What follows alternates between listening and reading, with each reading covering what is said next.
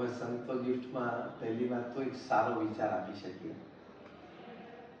સારી જીવનશૈલી માટે એક અભિગમ આપી શકીએ, અને ત્રીજી વાત શુભેચ્છા પ્રાર્થના આપી શકીએ. તો સારો વિચાર એ છે કે હંમેશા નીતિમત્તા અને પ્રામાણિકતા જીવનમાં રાખવી. અભિગમ એ છે કે અહમ જીવનમાં ઓછો રાખવો અથવા તો ન રાખવો. કારણ કે more of I less of relations એ સીધો છે, less of I more of relations.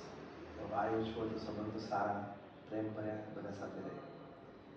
એ અભિગમ છે. અને શુભેચ્છા છે કે તમારું સ્વાસ્થ્ય સારું રહે અને અમારા ગુરુહરિ મોહન સ્વામી મહારાજના આશીર્વાદ. એટલે હું તમને ખાતરી આપું છું જન્મદિવસે કે હવે જેટલા પણ વર્ષો બચે છે એમ હું જે પ્રોફેશનમાં છું પત્રકાર તરીકે, ત્યાં પ્રામાણિકતાથી જ મેં કામ કર્યું છે. પણ ન ખબર પડતા કદાચ મેં કોઈ ભૂલ કરી હશે તો હું સુધારી લઈશ.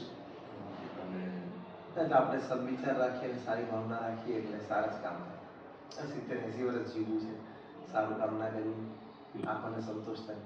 આમ તો ઇન્ટરવ્યૂ કરતો નથી, પણ ખરા અર્થમાં જન્મદિવસની ઉજવણી જે અમે કોમન મેન કરીએ છીએ, સામાન્ય જન જેને કહીએ, ખરા અર્થમાં સંત શું વ્યાખ્યા કરે છે? જન્મદિવસની ઉજવણી કેવી હોવી જોઈએ? જન્મદિવસનો દિવસે જ આ એક શુભ કર્મ થઈ શકે. દાન પુણ્ય સંબંધી કોઈ એવો શુભ કર્મ હોય, અથવા કોઈને સહાય સંબંધી કોઈ એવો શુભ કર્મ હોય, કેવું એકાદું શુભ કર્મ થઈ શકે કોઈ અનાથ આશ્રમ માટે, વૃદ્ધાશ્રમ માટે, એ જન્મ આપણે આપણો સફળ કર્યો કહેવાય. બિલકુલ એવું કરીશ. અને એક સંકલ્પ કરું છું આજે જન્મદિવસે કે નવી એક યુટ્યુબ ચેનલ પત્રકાર જે છે એમાં હું કામ કરીશ, અને પત્રકારની જે ખરા અર્થમાં ભૂમિકા છે એમાં લોકો સામે માહિતી અને પોઝિટિવિટી વાળી વાતો લઈને જઈશ.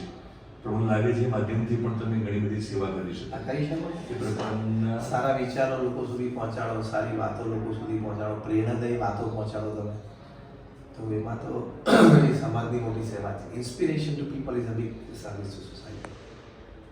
જય શ્રી કૃષ્ણ. ખૂબ પ્રાર્થના છે. Thank you.